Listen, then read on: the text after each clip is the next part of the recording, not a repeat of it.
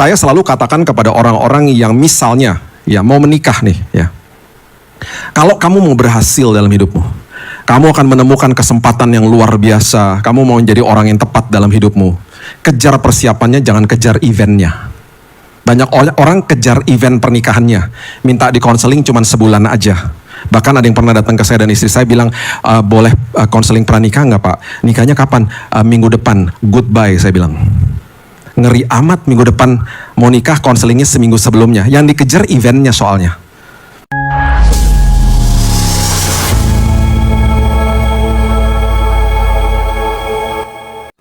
Bapak, kami mengucap syukur bahwa hidup kami penuh dengan kesaksian karena kami mengalami Tuhan. Dan itu sebabnya Tuhan, itu adalah bukti dari kehidupan kami Tuhan, bahwa kami berjalan bersama Raja atas segala Raja, sumber atas segala sumber atas hidup kami. Mengucap syukur buat firman Tuhan yang kerap kali terus kami dengar dan kami baca, karena itu merupakan kehidupan bagi langkah hidup kami. Itu sebabnya Roh Kudus berbicara kepada kami, Roh Kudus sendiri yang menegur, Roh Kudus sendiri yang meneduhkan, bahkan menasehati kami. Kami serahkan hati kami Tuhan, pikiran kami dalam tangan Tuhan, di dalam nama Tuhan Yesus kami berdoa. Kita sama-sama katakan amin, amin, amin, amin, amin. Silakan duduk. Shalom. Oke. Saya undang saudara untuk buka sama-sama saya di Pengkhotbah pasal yang ke-9. Pengkhotbah pasal yang ke-9 di ayat yang ke-11. Pengkhotbah pasal yang ke-9 ayat 11.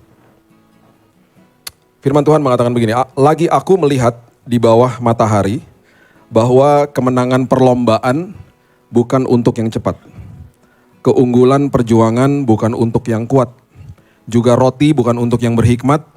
Kekayaan bukan untuk yang cerdas, karunia bukan untuk yang cerdik cendekia, karena waktu dan nasib dialami mereka semua.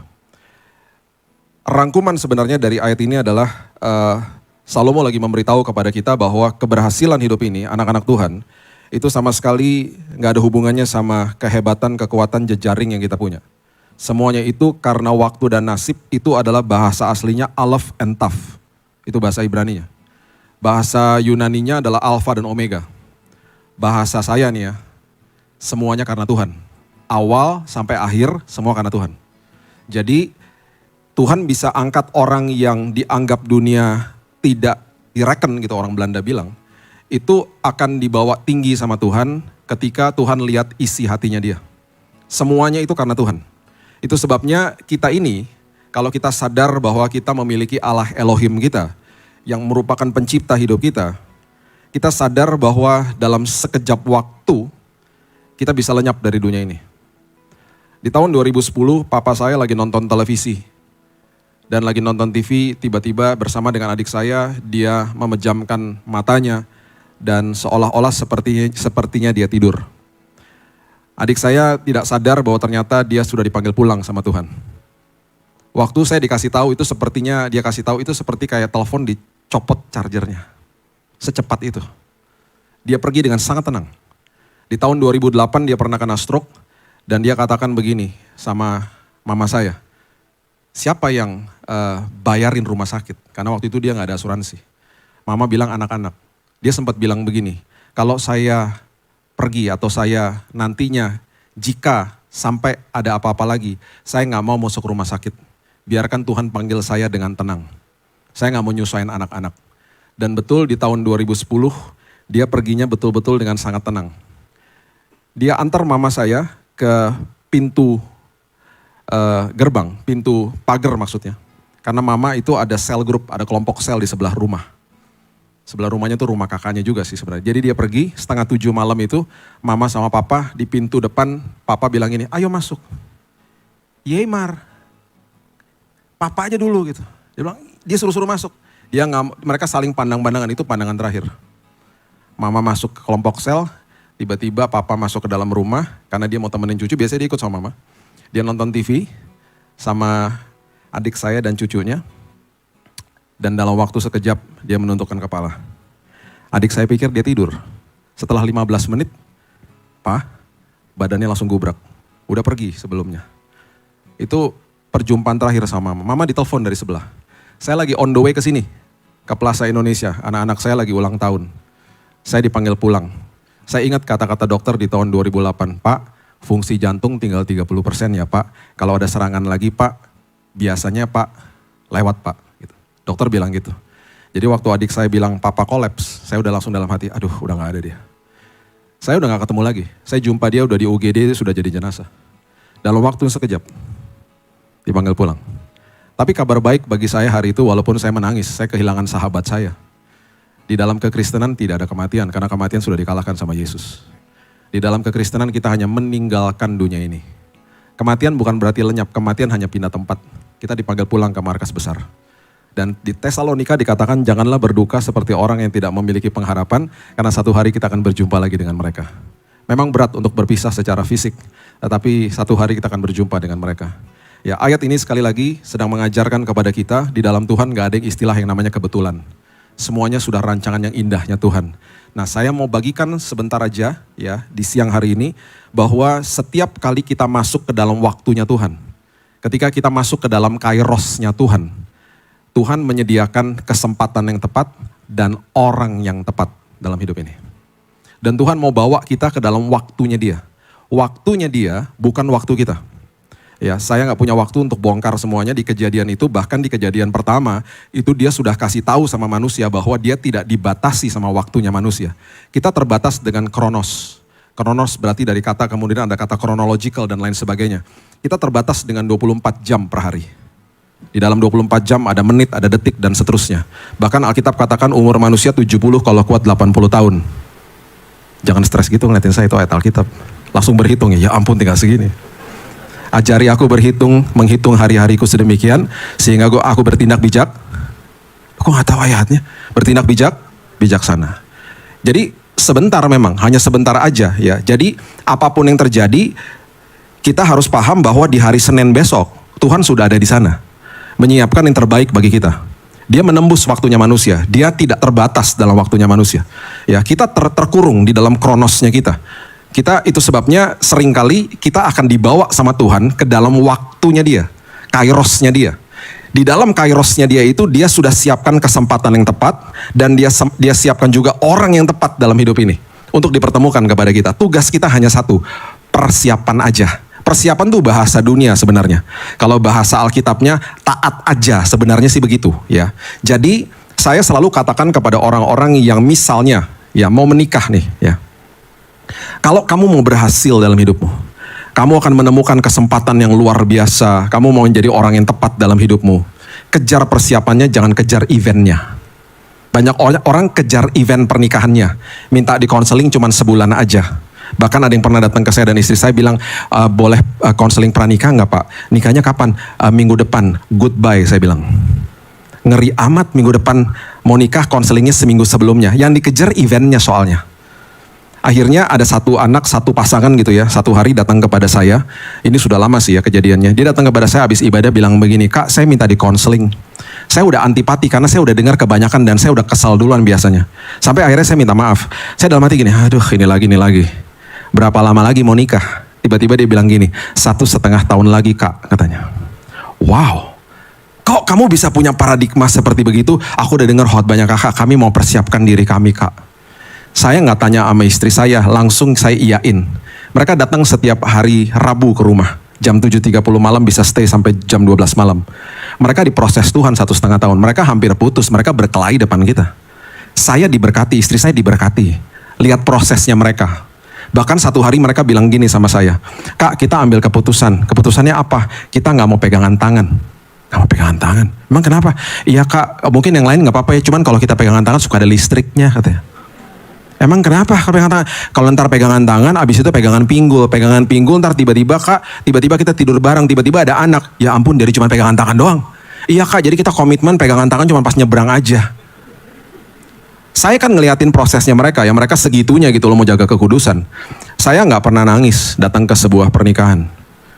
Di pernikahan mereka saya nangis karena mereka saya lihat ada orang yang mempunyai komitmen segitunya, yang akhirnya berciuman pertama tuh di depan altar. Jarang ada orang kayak begitu. Yang dikejar persiapannya, bukan eventnya. Dan akhirnya hari ini ketika saya ketemu sama mereka, mereka katakan, we have the best marriage. Kami sangat-sangat bersuka cita Kak. Kami betul-betul enjoy pernikahan kami. Karena yang dikejar persiapannya. Kita nggak pernah tahu. Ya, saya ketemu sama beberapa teman-teman yang hari ini hidupnya berhasil. yang mereka selalu katakan, saya dulu tekun Kak jadi OB. Saya tekun Kak jadi kurir. Nanti akhirnya Tuhan akan kirimkan kesempatan bagi orang-orang seperti itu. Banyak orang yang sadar bahwa hidupnya itu adalah berlian di mata Tuhan. Jadi ketika dia kerja di satu tempat dan dia merasa tempat itu nggak memberikan kesejahteraan bagi dia, dia sadar, saya dikirim sama kerajaan sorga. Saya bertanggung jawab buat Tuhan saya. Saya akan memberikan yang terbaik walaupun mereka tidak memberikan yang terbaik kepada saya. Saya ambil keputusan untuk tetap berkilau, jadi berlian. Berlian ketika ada di tengah-tengah sampah, pasti akan mencuri perhatian orang karena dia menarik diri sendiri, menarik perhatian orang lain. Akhirnya apa? Ada orang yang datang dan memindahkan ke tempat yang layak. Promosi selalu datang daripada Tuhan. Ambil keputusan jadi berlian dimanapun kita berada. Itu sebabnya saya selalu katakan dan ingatkan jemaat, yuk jadi orang yang tepat, jangan nuntut orang lain jadi orang yang tepat. Akhirnya kita nggak pernah maju-maju dalam hidup ini, frustasi sendiri. Bangun pagi, bilang Tuhan, saya mau jadi orang yang tepat. Bagi istri saya, bagi suami saya, bagi anak saya, bagi orang tua saya, bagi teman saya bahkan. Akhirnya kita stop menuntut orang lain. Ya, ketika kita mengerti ini, Tuhan akan kerap kali bawa kita ke dalam kairosnya Tuhan. Yuk baca sama-sama di Lukas pasal yang ke-10. Lukas pasal yang ke-10 ayat yang ke-38 sampai 42 mengatakan begini. Lukas pasal yang ke-10 ayat 38. Ketika Yesus dan murid-muridnya dalam perjalanan, tibalah ia di sebuah kampung. Seorang perempuan yang bernama Marta menerima dia di rumahnya. Perempuan itu mempunyai seorang saudara bernama Maria. Maria duduk dekat kaki Tuhan dan terus mendengarkan perkataannya. Ini adalah sebuah sikap taat yang artinya adalah saya belajar terima dari Tuhan. Saya punya eksposisi ringan tentang ini tapi kita nggak bahas ke situ. Ini adalah orang yang gambaran orang yang hidupnya intim sama Tuhan. Orang yang hidupnya intim sama Tuhan datang kepada Tuhan nggak pakai formula. Banyak orang datang kepada Tuhan yang membuat hati saya sedih. Datang sama Tuhan pakai formula. Pak, saya udah doa sekian lama, saya udah puasa sekian hari, kok Tuhan nggak jawab? Sedih saya kalau dengar orang kayak begitu. Nggak ada keintiman sama Tuhan. Nah itu yang dilakukan sama Marta. Dikatakan begini, Marta sibuk sekali melayani. Ia mendekati Yesus dan berkata, Tuhan, tidakkah engkau peduli bahwa saudaraku membiarkan aku melayani seorang diri? Suruhlah dia membantu aku. Akhirnya Tuhan mengatakan begini, Marta, engkau khawatir dan menyusahkan diri dengan banyak perkara. Dan ada 3 hal yang Yesus katakan tentang orang yang hidupnya intim sama dia. Dia katakan begini, tetapi hanya satu saja yang perlu. Berarti nggak ada yang lebih perlu daripada hidup intim sama Tuhan. Yang kedua dikatakan Maria telah memilih bagian yang terbaik. Nggak ada yang lebih baik daripada itu.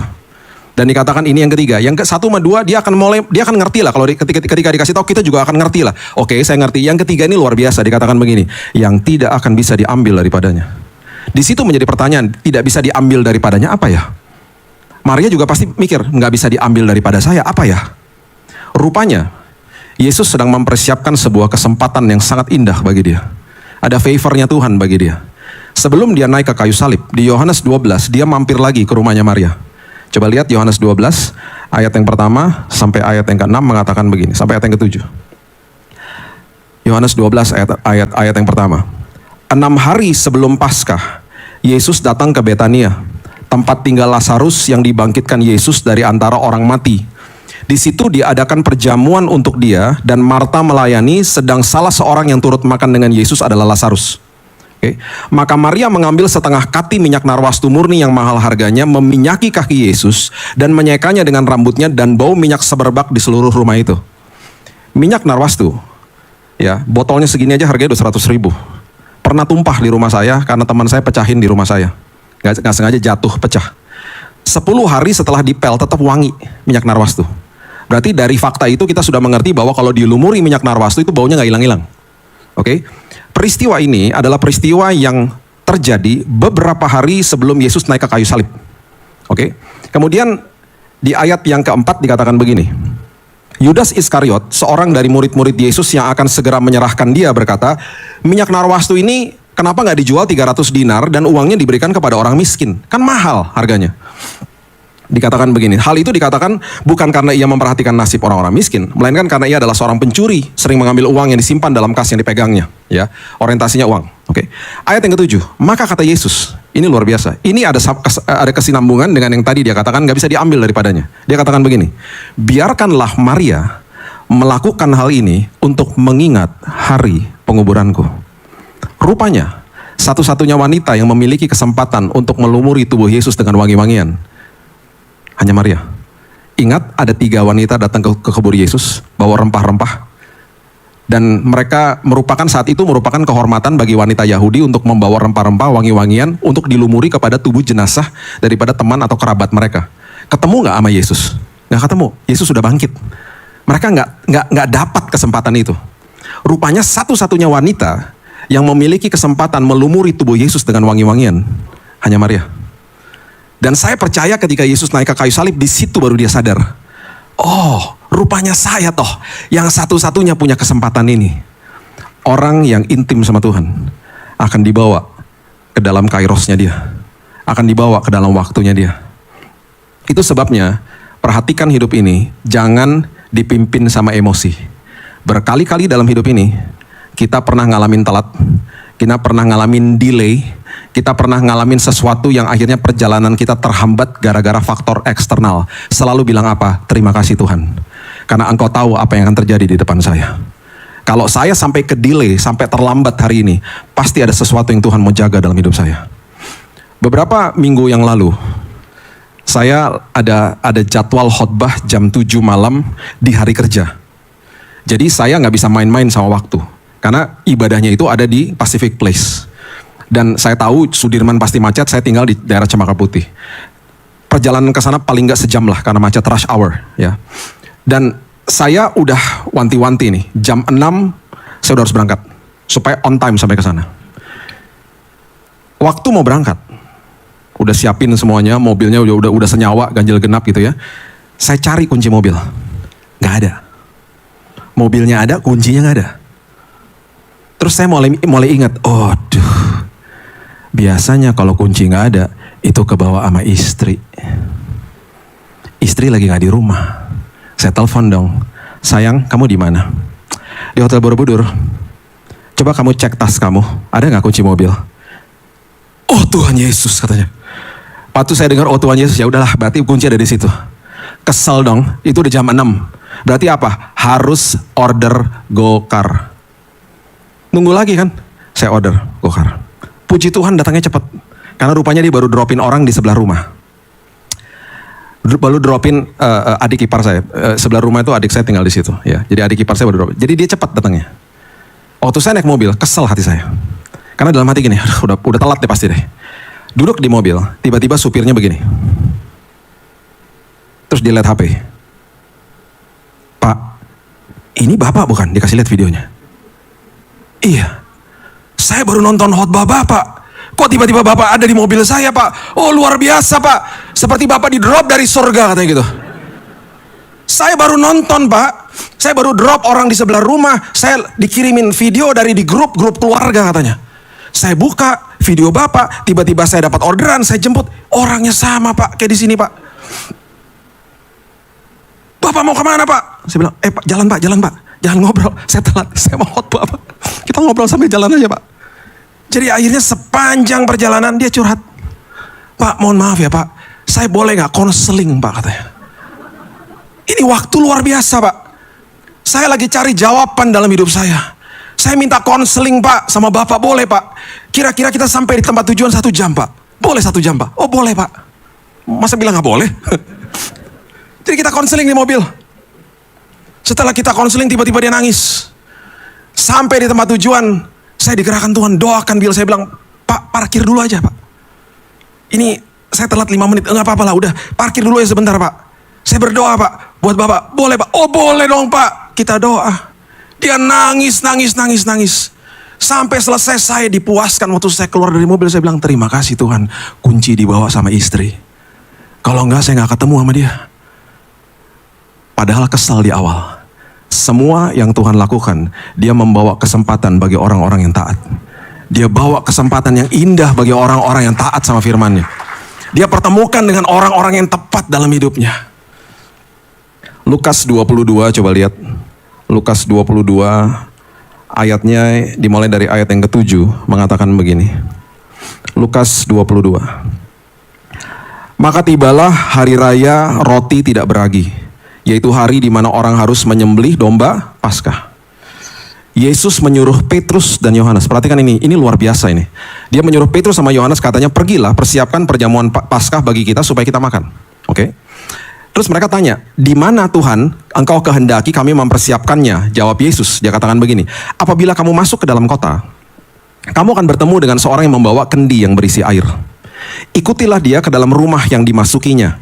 Dan katakan kepada tuan rumah itu, guru bertanya kepadamu, di manakah ruangan tempat aku bersama-sama dengan murid-muridku akan makan Paskah?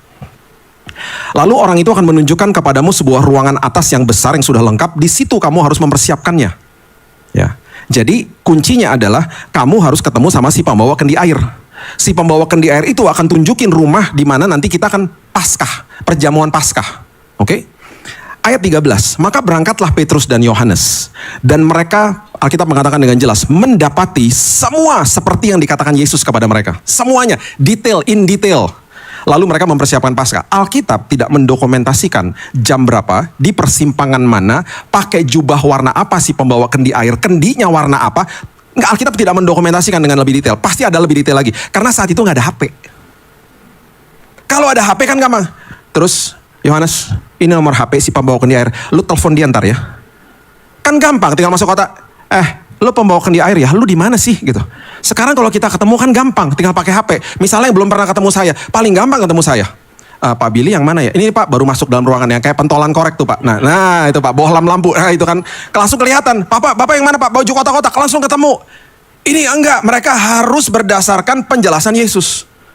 Dan kalau mereka dengarnya salah, mereka enggak intim sama Tuhannya, mereka enggak dengar dengan benar, kelewatan udah. Harus menunggu lagi dan kelewatan kesempatan itu. Tuhan akan bawa pembawa kendi air lewat dalam hidup kita. Kadang-kadang dia stay dalam hidup kita. Kadang-kadang dia hanya lewat aja semusim. Kadang-kadang dia lewat dan dia nyebelin dalam hidup kita. Jadi kalau ada orang nyebelin, jangan didoain mati. Paulus bilang begini, aku sudah berdoa supaya duri yang menggocoh aku ini Tuhan angkat. Nggak diangkat-angkat, didoain sampai 3 kali. Akhirnya keluar kalimat begini, di dalam kelemahanku kuasamu menjadi nyata ya Tuhan. Seringkali Tuhan biarkan orang-orang nyebelin supaya kitanya yang bertumbuh. Jangan didoain mati. Waktu itu ada orang teman saya bilang gini, Bill, itu orang udah nyebelin Bill waktu pas COVID dia masuk ICU, gue udah seneng tau gak? Udah gitu gue denger lagi besok kan gue ikutin tuh beritanya kan, karena gue intens ngikutin beritanya. Gue pengen dia mati Bill. Udah gitu dia udah parah banget, tiba-tiba gue denger ya, besoknya dikasih tahu bahwa dia udah pakai ventilator. Gue sampai puji Tuhan Bill, ih gila lu ya. Bill tiba-tiba dia pulih, dia hidup Bill. Kenapa teman-teman gue yang baik-baik pada metong, pada mati, dia enggak, dia hidup lagi. Dan waktu dia udah hidup, dia sembuh, gue pikir dia berubah, tambah nyebelin Bill. Tuhan akan bawa dan biarkan orang-orang lewat dalam hidup kita, semuanya gak kebetulan. Itu sebabnya saya katakan tadi, jadilah orang yang tepat, jangan nuntut orang lain jadi orang yang tepat.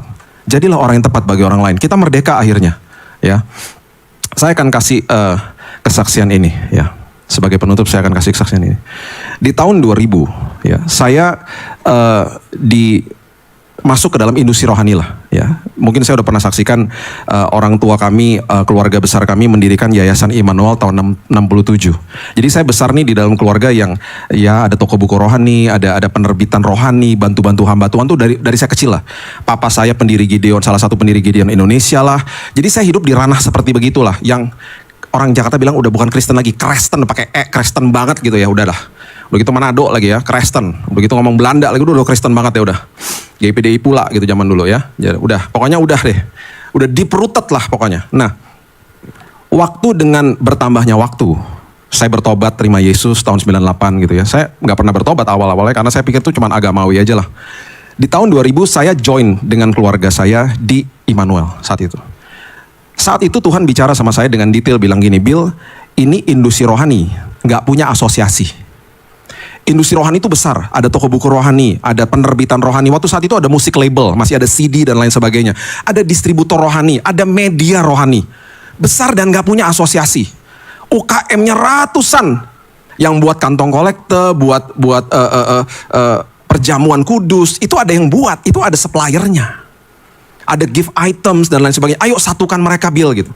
Jadi tahun 2001 saya kumpulin nih semua owner-owner gitu ya dari semua usaha-usaha ini, kita kumpul di satu tempat. Terus saya bilang, yuk Bapak Ibu kita buat asosiasi yuk, supaya ada payungnya, supaya nanti kita juga bisa bantu ini UKM supaya diregulasi nih diskon-diskonnya kalau dijual di toko-toko retail. Terus kita berantas tuh yang namanya pembajakan saat itu. Semua setuju. Udah, semua setuju. Terus saya bilang, ayo udah gitu, ya siapa yang udah senior pimpin aja, saya bilang gitu. Di voting aja, jangan Pak, kan yang Bapak dapat suaranya dari Tuhan, Bapak aja yang pimpin. Semua mutlak bilang begitu, ya udahlah, oke deh, saya pimpin. Pak, 3 tahun aja Pak ya, habis itu Bapak ganti Pak gitu. Udah, berjalannya waktu nggak ada yang mau ganti. Berjalannya waktu kita buat workshop, kita rapihkan lah, semua industri kita rapihin udah. Tiba-tiba di tahun 2006 kalau nggak salah, ada suara dalam hati saya bilang begini, Bill sekarang kamu harus buat convention. Convention tuh apaan Tuhan? Seperti Pekan Raya Jakarta, cuman isinya kalau orang-orang masuk ke dalam itu semua barang-barang rohani. Kamu kasih tahu sama gereja-gereja ada industri rohani. Karena gereja kalau butuh musik larinya ke musik label, butuh perangkat-perangkat sekolah minggu larinya ke toko buku rohani. Kan jadi kamu tuh adalah penopangnya gereja gitu loh. Ayo buat, terus undang gereja-gereja. Di mana Tuhan? Saya kan doa ya, tengah kota katanya gitu. Satu hari saya lagi jalan di tahun 2007-2008, saya lagi jalan di Sudirman, tiba-tiba saya ngelihat ke kanan, Istora kan sebelah kanan. Saya bilang, kok ada suara untuk stop di situ. Saya stop di situ. Saya tanya, kalau sewa sehari berapa Pak di sini? Mahal banget. Pokoknya dikasih lo biayanya mahal. Saya bukan orang IO. Saya nggak ngerti lah event organizing. Saya minta teman saya buat studinya, saya bilang sama dia, tolong deh buatin budgetnya berapa gitu. Dikeluarin angkanya, buset, besar banget ya gitu. Ya udah, sekarang gimana nih caranya? Saya bilang gini sama Tuhan, Tuhan, satu hal ya Tuhan, 2 hal sebenarnya. Saya nggak mau ngutang dan saya nggak mau minta Tuhan. Itu bukan tipe saya. Saya jadi mau buat paket sponsor aja Tuhan, oke? Paket sponsor. Saya nggak mau ngutang loh Tuhan. Ini event besar soalnya. Singkat cerita, akhirnya kita buat paket sponsor. Nggak ada satupun perusahaan yang mau. Karena namanya Indonesian Christian Retail Expo. Jadi waktu orang-orang terima yang bilang begini, Pak, ini udah pernah dibuat nggak? Belum. Ya kami mana tahu track recordnya berapa yang datang. Udah gitu Pak, pakai nama Kristen sih Pak ya. Kami nggak mau produk atau jasa kami diasosiasikan dengan nama Kristen. Ntar dulu deh Pak, kita lihat dulu. Jadi nggak ada yang mau, nggak ada sponsor. Acara udah mulai jalan, udah mulai persiapan. Booth sih semuanya udah laku, cuman tetap tekor lah, kan biayanya besar. Seminggu sebelum acara dimulai, saya dipanggil sama teman saya di Mabes Polri. Karena izin keramaian belum keluar. Teman saya bilang gini, Pak Billy, ini acara apaan sih Pak? Kalau izin KKR kami ngerti Pak, ini apaan? Gini Pak, ini kayak PRJ, cuman pas Bapak masuk ke dalam, barang-barang rohani Kristen semuanya. Oh gitu, ya keluar, izinnya keluar. Seminggu sebelum acara dimulai, tekor, gak ada duit. Saya bilang, Tuhan aku gak mau ngutang loh. Dan aku gak mau minta-minta, nih paket sponsor gak ada yang mau Tuhan. Tiba-tiba saya dapat telepon dari teman yang udah lama banget nggak pernah telepon saya. Tahun 2008 tuh masih baru zamannya BlackBerry. Saya ingat banget tuh zamannya BlackBerry. Dia rupanya lewat di Jalan Sudirman. Dia lihat ada umbul-umbul. Dia masuk ke dalam. Nih acaranya seru banget nih, belum pernah nih ada di Indonesia kayak begini. Dia masuk ke dalam, dia tanya sama orang di dalam, ini acara siapa? Dikasih tahulah saya. Oh saya kenal sama Billy. Minta nomor teleponnya. Dia telepon saya. Bill, itu Indonesian Christian Retail Expo. Wah tuh keren banget Bill, belum pernah ada di Indonesia. Iya. Lu yang ngadain? Iya. Udah beres semuanya? Udah. Keuangannya udah beres? Itu dia yang belum. Ya kenapa lu gak ngomong? Ya gak enak lah masa gue ngomong uang. Bill, dari minggu lalu gue tuh digerakin sama Roh Kudus. Gue tuh harus nabur buat pekerjaan Tuhan. Gue bingung mau nabur di mana. Tadi pas gue datang ke sana, gue udah kelop nih hati gue. Gue harus nabur di sini. Ini acara luar biasa Bill. Jadi Bill besok kalau lu gak bisa kirim staff lu ke tempat gue tulis giro, gue tutup sisanya.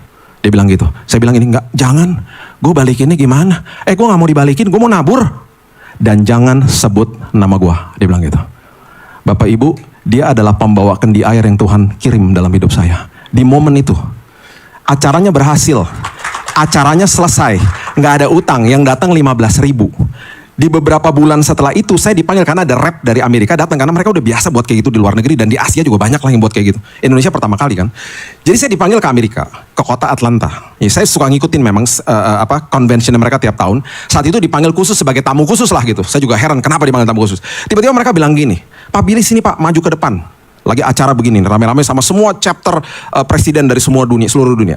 Pak, kami mau kasih tahu Pak, kemarin convention yang Bapak buat di Jakarta, menurut data kami 15.000 orang itu adalah convention terbesar di Asia.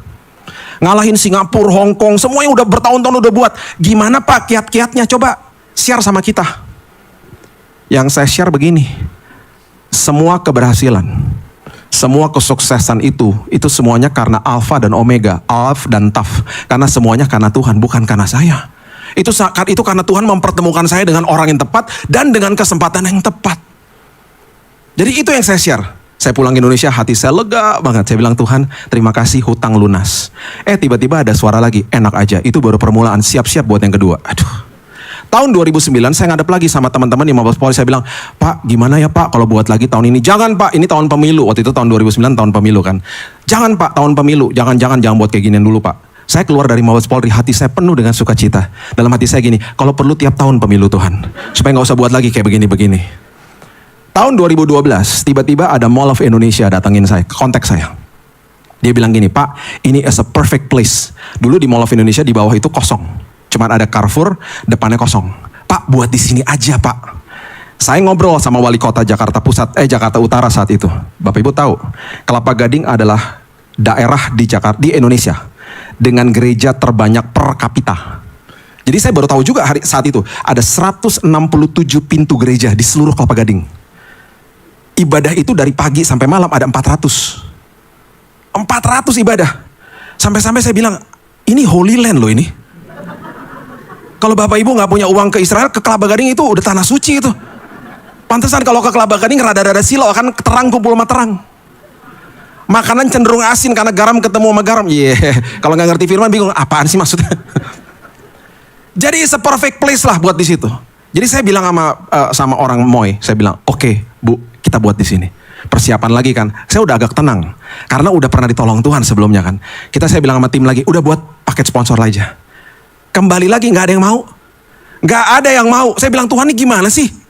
Terus seminggu sebelumnya kayak begitu lagi, tekor lagi, tapi agak tenang sih karena saya udah tahu Tuhan udah tolong yang dulu kan. Bener, ada yang telepon lagi. Saya nggak mau telepon siapa. Saya bilang, saya nggak mau loh Tuhan, saya nggak mau deket-deketin orang, nggak mau. Saya bukan kayak gitu orangnya.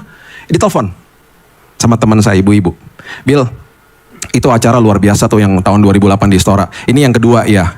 Ketemu dong sama aku, dia minta ketemu 10 menit. Presentasi dong sama gue, dia bilang gitu. Oke Bill, gue tutup semuanya. Ya, kembali saya nggak ada utang, ditutup dia nggak boleh sebut namanya juga katanya. Udah, selesai acaranya, yang datang 40.000. Itu sampai katanya Mall of Indonesia saat itu ya, dibilang ini, Pak, kita buat konsernya Dewa, Chris Patti di sini Pak. Nggak pernah sepenuh gini Pak, sampai udah nggak bisa terima, sampai macetnya sampai ke Sunter. Yang datang ngebludak, saya dipanggil lagi ke Amerika setelah itu. Mereka dengar kan, dipanggil lagi ke sana. Nah saat ini heboh nih tiba-tiba. Saya nggak pernah lupa ada almarhum pendeta Reinhard Bonnke hadir di acara formal. Saya disurprisein. Hari itu rupanya saya dapat penghargaan tertinggi dari Asosiasi Industri Rohani seluruh dunia. Namanya Peter Gunter Award. Itu kalau di Oscar tuh Best Actor lah gitu. Jadi saya dipanggil ke panggung, saya nggak ngerti kan, saya nggak tahu. Dibilang gini, Peter Gunter Award tahun ini diserahkan kepada Pak Billy dari Indonesia. Kaget saya. Dia bilang ini diserahkan. Kenapa? Terus dia mulai kasih tahu, ini surprise, dia bilang gitu. Karena kemarin menurut data kami 40.000 itu terbesar bukan sekedar di Asia, tapi di dunia katanya. Melebihi Amerika, melebihi Brasil dan lain sebagainya. Disuruh lagi kasih kata-kata speech. Saya cuma bilang begini, itu semua karena Tuhan, bukan karena saya. Tuhan yang pertemukan dengan orang yang tepat. Waktu saya pulang ke Indonesia, teman-teman kolega-kolega saya pada datang ke kantor. Bill, gue mau lihat Peter Gunter Award, mana Bill, mana gitu. Saya ambil dari bawah meja. Kok lu kagak gantung? Gue gak akan pernah gantung, gue hormati. Kenapa gue gak gantung? Karena di situ ada nama Billy Lantang. Acara itu berhasil bukan karena gue, saya bilang. Itu semuanya karena Yesus Kristus. Kalau di situ, di piagam itu ada nama Yesus, baru gue gantung. Itu piagam masih ada di rumah saya, ada di bawah meja. Kalau mau lihat silahkan. Saya nggak akan pernah gantung, karena saya tahu semua keberhasilan kita, hidup kita, itu semua karena waktunya Tuhan. Kuncinya cuma satu, taat sama Tuhan. Dia akan pertemukan kita dengan orang yang tepat, pertemukan kita dengan kesempatan yang tepat untuk terus membawa kita naik dan bukan turun. Berikan tepuk tangan kita untuk Tuhan kita. Bapak yang baik, kami mengucap syukur buat pagi siang hari ini. Kami percaya Tuhan di dalam waktu yang terbatas dalam hidup kami. Di dalam justru keterbatasan kami menyembah Tuhan yang gak ada batasnya. Tuhan yang sanggup mempertemukan kami dengan kesempatan yang tepat, orang-orang yang tepat. Yang akan membawa hidup kami makin naik dan bukan turun. Mempertemukan kami dengan partner yang tepat. Mempertemukan kami dengan pasangan yang tepat. Mempertemukan kami dengan orang teman yang tepat. Yang akan terus membawa kami naik. Akan membuat kehidupan karakter kami justru makin berubah. Dan justru Tuhan kesempatan-kesempatan yang tepat, the right opportunity Tuhan juga sudah siapkan bagi kami. Kunci kami cuma satu, seperti Maria duduk di kaki Tuhan. dan taat kepada Tuhan. Persiapkan hidup kami. Walaupun kami gak bisa lihat hari esok, kami ambil keputusan untuk tetap berkilau Tuhan. Kami mau jadi berliannya Tuhan, dimanapun Tuhan tempatkan kami. Karena kami tahu promosi datang daripada Tuhan, kesempatan yang luar biasa datang daripada Tuhan. Kami mau persiapkan hidup kami. Kami mau taat, kami mau jadi orang yang tepat bagi orang lain. Karena kami tahu semua rewardnya dari Tuhan, bukan dari manusia. Dan itu sebabnya Tuhan hari ini pertajam firman ini dalam setiap hati kami, supaya bukan sekedar kami yang sekedar pendengar, tapi kami menjadi pelaku firman dan bahkan hidup kami dikuasai firman Tuhan. Terima kasih Bapa yang baik, hanya di dalam nama Tuhan Yesus kami sudah berdoa dan kami sudah menerima firman kebenaran. Kita sama-sama katakan amin. God bless you.